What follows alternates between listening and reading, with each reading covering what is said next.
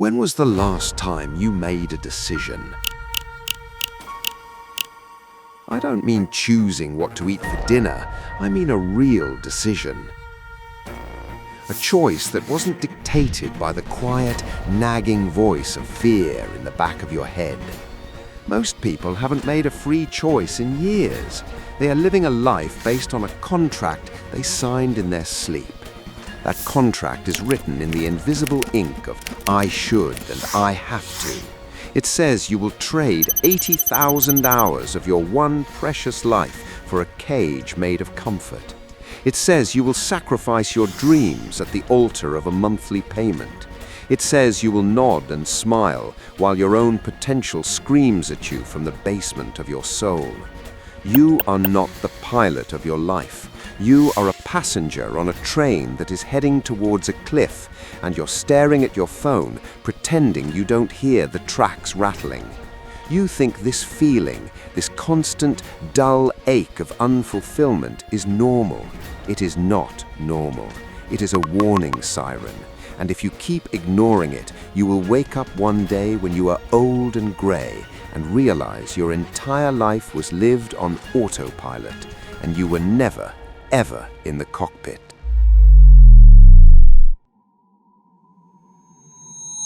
Let me introduce you to Mark. Mark is 34. He has a good job, a reliable car, and a LinkedIn profile that screams competent. From the outside, the machine is working perfectly. But inside, Mark is rusting from the soul outwards. In his garage, under a dusty tarp, sits the shell of a 1969 Mustang. He bought it when he was 24. That was his project, his art, the thing that was supposed to connect his hands to his heart. He used to talk about the roar of the engine, the smell of the oil. He was going to build something real. Today, those tools are a monument to his own paralysis. Why? Because Mark's life is run by an invisible spreadsheet. Every dream is cross-referenced with a bill. He thinks about buying that new set of wrenches, the student loan payment just auto-drafted. He thinks about taking a Saturday to finally work on the engine. He has to pick up an extra shift to cover the rising cost of groceries. His dream isn't dead, it's just buried under a mountain of someday. Mark is a lion who has forgotten how to hunt because his zookeeper feeds him on schedule. He has traded the wilderness of his own potential for the security of a concrete floor. He's not unhappy enough to burn it all down, but he's not happy enough to feel alive. And that, right there, is the most dangerous prison of all. This is what financial anxiety does to your brain. It's not a money problem, it's a bandwidth problem. It eats your cognitive resources, it steals your focus. It turns your magnificent creative mind into a cheap calculator that can only solve for one variable: survival. Your world shrinks. The map of your possibilities gets smaller and smaller until the only path you can see is the one from your bed to your desk and back again. You call it being realistic. You call it adulting. You call it paying your dues. Let me tell you what it really is. It's a tranquilizer. It's a self-administered drug to numb you to the horror of your own wasted potential. The system doesn't want you to be free. It wants you to be manageable. It needs you to be just worried enough about next month that you don't have the energy to plan for next decade. You are being farmed for your compliance. Your anxiety is the electricity that powers someone else's machine. And every time you say, "I'll deal with my finances later," you are willingly putting another bar on your own comfortable cage. You are not living, you are being managed. Enough about Mark. Let's talk about you right now.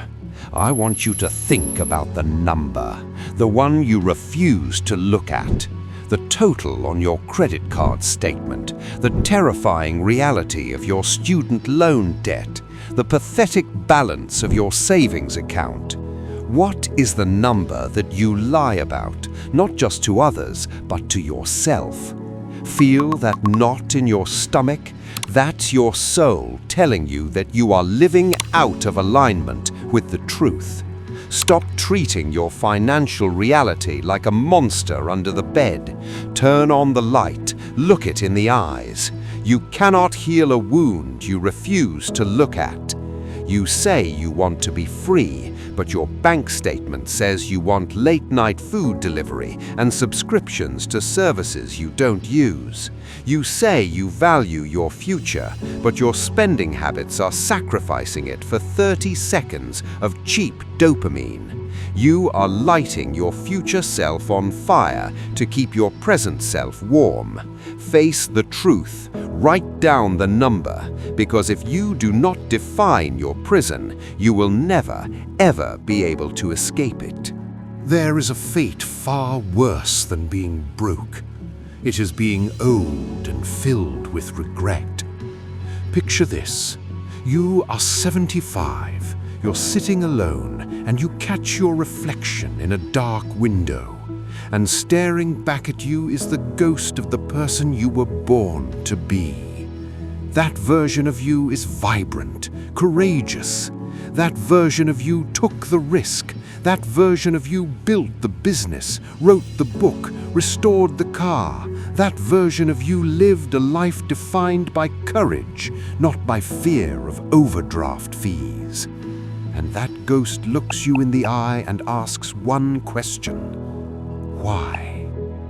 Why did you let me die? Why did you trade our entire universe of potential for a few years of convenience? Why were you more loyal to your fears than you were to our dreams? That is the final accounting. And in that moment, all the money in the world won't be enough to buy you a single second of a life well lived. Regret is the tax on a life half-lived, and the interest compounds every single day you choose to do nothing. Every time you say tomorrow, you are hammering another nail into your future self's coffin. The cage is locked from the inside. The key has been in your hand this entire time. That key is not a complicated financial product. It is a single two-letter word: no. No, I will not trade my long-term freedom for short-term comfort. No, I will not let my fear make my decisions for me. No, I will not honor the silent contract another day. Tonight, not tomorrow, tonight you will perform the audit. You will open the app, you will look at the numbers, and you will find one thing, just one, that you are spending money on that is not aligned with the person you want to become, and you will cut it.